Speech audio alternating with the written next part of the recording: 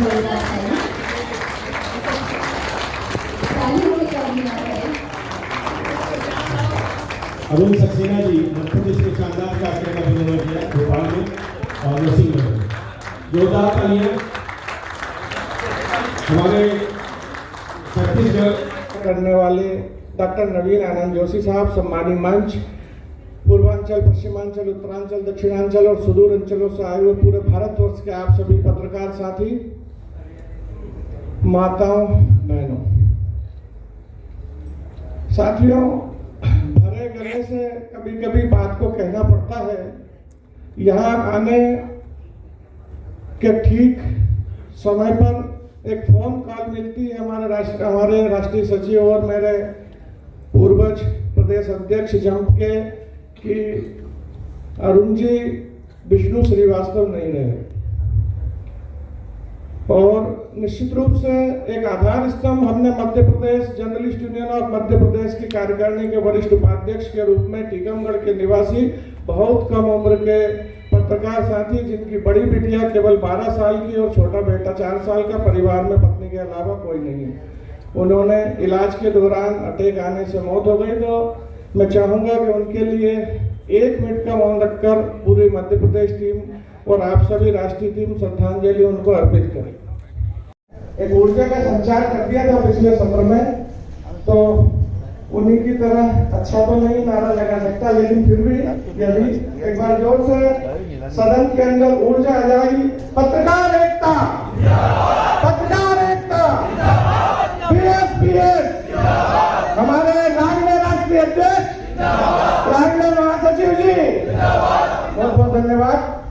चूंकि पत्रकारों के दमन की बात हो रही है, तो केवल मध्य प्रदेश ही नहीं, पूरे भारत में इस तरह के प्रकरण होते हैं। मेरे पूर्ववक्ता छत्तीसगढ़ के यशस्वी अध्यक्ष महोदय ने भी विस्तार से चर्चा की, तो वहीं इसी क्रम में मध्य प्रदेश में भी पत्रकारों के दमन और ब्यूरोक्रेसी के साथ जो लीडिंग पार्टियां होती हैं, चाहे नाम ना लें, जो भी पार्टियां होती हैं, वो मिलजुल कर किस तरह से दमन करते हैं, ये किसी से छुपा नहीं है। आदरणीय अध्यक्ष महोदय, मध्य प्रदेश के शहडोल की बात कर लें, इटारसी की बात कर लें, राजगढ़ की बात कर लें, शिवपुरी, बदरवास, गुना की बात कर लें, तो यहाँ पर शहडोल का भी ताजा घटना है। सीएमएचओ ने बैनर वहां लगा दिया कि पत्रकारों का आना मना है जिला चिकित्सालय में। पत्रकार साथियों ने जनसंपर्क अधिकारी के माध्यम से इसका विरोध दर्ज कराया और मुख्यमंत्री के आगमन के समय पत्रकारों ने मांग की कि हमें 1 मिनट का सीएम से मिलने का मौका दिया जाए, लेकिन उस मांग को मानी नहीं गई। वहां एक प्रमोटी आईएएस केदार सिंह को भेजा गया था, कलेक्टर है अभी।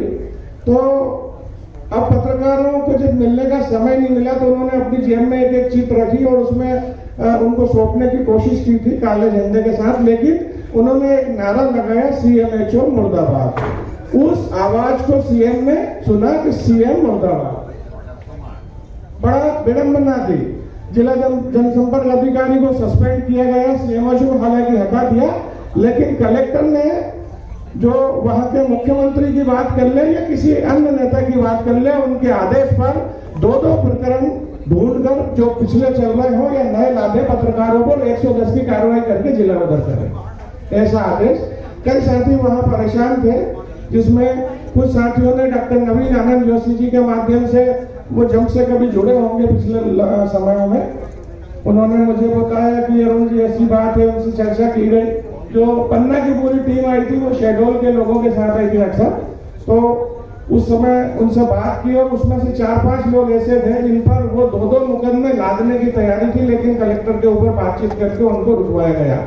मैं यहाँ सदन के सामने इस बात को प्रमुखता से इसलिए रखना चाहता हूँ कि आप यहाँ बैठे हुए 200 लोग, यदि 2 लोग उस समय पूर्व हमारे अध्यक्ष जी ने बताया था कि इस कलकत्ता पर, पश्चिम बंगाल पर उन्होंने अपनी हुकूमत करी थी, तो आज 200 लोग मिलकर हम पूरे भारतवर्ष में अपनी आवाज को बुलंद कर सकते हैं। यस और नो?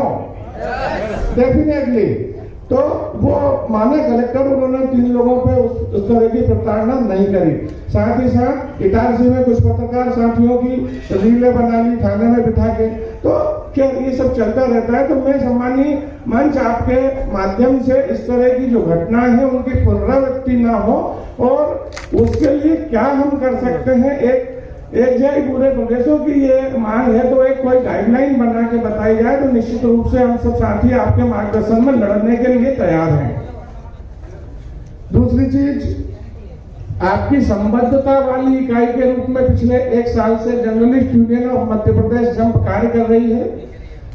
हमारे फिर से कहना पड़ेगा और निश्चित रूप से यशस्वी अध्यक्ष ही उनको निवृत्तमान अध्यक्ष कहना पड़ेगा।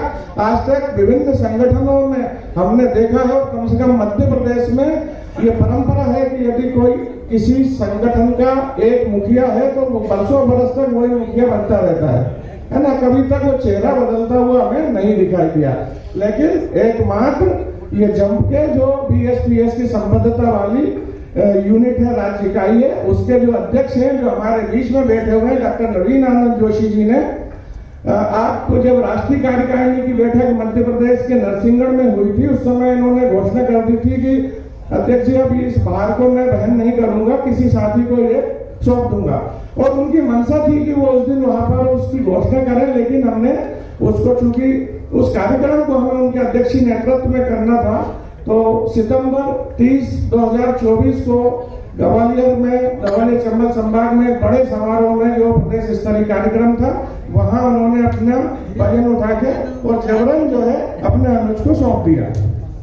तो फिर विषय यह था कि एकमात्र इस BSPS की राज्य इकाई है जिसके संस्कार ऐसे हैं कि हर 2 साल में आपको अध्यक्ष बदलना जरूरी है। यदि बेहद आवश्यकता है तो उसको 2 कार्यकाल पूरा करे, यानी कि 4 साल वो काम करे और फिर किसी नए व्यक्ति को अध्यक्ष बनाया जाए। तो ऐसे संगठन के साथ हमें जुड़े रहने के लिए मैं बारंबार साधुवाद देता हूं अध्यक्ष महासचिव, दोनों राष्ट्रीय अध्यक्ष महासचिवों को तालियां जरूर बजा दे। ये निश्चित रूप से हमारे इन पूर्वजों के जो संस्कार हैं वो परिलक्षित होकर हमारे सामने आ रहे हैं साथियों। दूसरी चीज, उस नरसिंहगढ़ के कार्यक्रम के बाद हमने पिछले जो 2024 निकला है उसमें 3 बड़े कार्यक्रम, एक तो राष्ट्रीय कार्य समिति की बैठक की है, 2 राज्य स्तरीय कार्यक्रम किए हैं जिसमें 400 से अधिक पत्रकार साथियों को एकत्रीकरण किया है। कुछ नवाचार हैं जो पत्र पत्रिकाओं के माध्यम से शायद यहाँ तक भी पहुंचे होंगे ग्रुपों के माध्यम से। संगठन में सदस्यता की बात करें तो हम लोग निरंतर संगठन के लिए, क्योंकि एक छोटी सी कहावत है कि यदि संगठन में बैठकें नहीं होंगी, जैसे कि अध्यक्ष महोदय की बातों से भी यह परिलक्षित होता है, तो संगठन मृत प्राय हो जाएगा। तो साथियों निश्चित रूप से जो ये परिपाटी है कि आप बैठक अवश्य करें, राष्ट्रीय आह्वान पर, आपके प्रदेश आह्वान पर, आपके संभाग के आह्वान पर और जिले के आह्वान पर ब्लॉक स्तर तक किसी भी एक दिन 30 दिनों में से यदि आप 1 दिन 2 दिन तय कर ले और बैठकों का दौर चालू रखेंगे तो निश्चित रूप से संगठन जिंदा रहेगा और एक नई ऊर्जा आप में और हमारे माध्यम से, चूंकि सबसे पहली कड़ी वो सदस्य होता है जिसको हम बनाते हैं और उसके माध्यम से जो कांधे मजबूत होते हैं वो हमारे जो है अशोक पांडे साहब के होते हैं, हमारे महासचिव जी के होते हैं। तो मैं सदस्यता के लिए बहुत ज्यादा फोकस करता हूं। विषय उससे मिलने वाली 100-200 रुपए की धनराशि का बिल्कुल नहीं है, उससे ज्यादा खर्च तो उनको उस कार्ड को भेजने में हो जाता है। किंतु एक संगठन का सदस्य भी सुदूर अंचलों में होता है तो वो संगठन का वहां पर नाम करता है, चाहे अच्छा करे या बुरा करे, लेकिन हमारे संगठन की यदि उसको सीट अच्छी मिली है तो बुरा करने का सवाल ही नहीं होता है। तो कुछ इन्हीं बिंदुओं के साथ आप सबका ध्यान यहाँ आकृष्ट कराना था। मेरे पूर्व में भी वक्ता बोले हैं, चूंकि विषय से बांध के मुझे बोलने के लिए बताया गया था और आने वाले वक्ता फिर अपना प्रकाश डालेंगे। हमें अपने सम्मान्य अध्यक्ष जी को भी सुनना है। इसी के साथ मैं अपना स्थान ग्रहण करता हूँ। नमस्कार। यादव जी, अब मैं भाई वीरभद्र राव साहब से अनुरोध करूंगा कि वो आए। एक बार जोरदार तालियां मध्य प्रदेश से।